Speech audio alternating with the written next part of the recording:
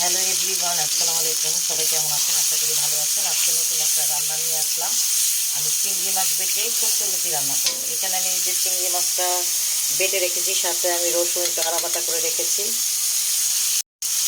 আমি একসাথে তেলের মধ্যে দিয়ে দিলাম সবগুলা, দিয়ে আমি একটু ভালো করে কষিয়ে নেব। আমি যেহেতু জিরার গুঁড়া দিব না, আমি জিরা ভেজে তেলে রেখেছি। তেলে ভেজে একদম কী করে রেখেছি। এখানে সামান্য পরিমাণ ধনিয়ার গুঁড়া, সামান্য পরিমাণ হলুদের গুঁড়া, আমি একটু মরিচের ঝালটা বেশি দেব, তাই আমি এখানে 2 চামচ আমি মরিচের গুঁড়া দিয়ে দিলাম। একটু ভালো করে কষিয়ে নেব।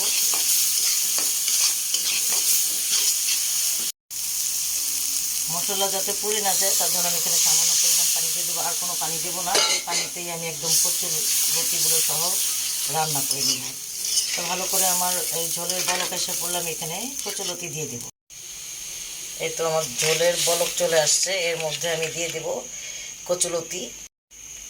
কচুরলতিগুলো আমি আগে থেকে একটু হালকা সিদ্ধ করে রেখেছি, বেশি সিদ্ধ করিনি, তাহলে প্যাচপ্যাচা হয়ে যাবে। তো মানে হালকা একটু সিদ্ধ করে এরপর যে এখানে আমি অ্যাড করে দেব কচুরলতিগুলো।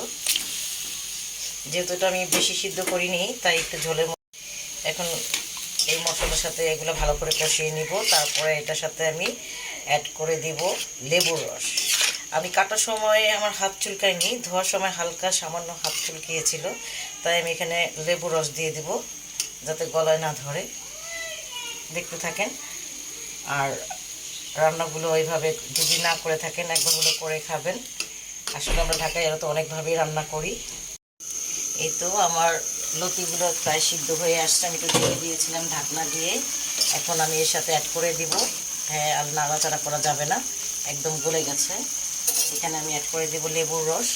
আমি এখানে 2 পিস লেবুর রস নিয়েছি। লেবুর রসটা দেওয়ার পর আমি এখানে নামানোর আগে জিরার গুঁড়া দিয়ে দেব।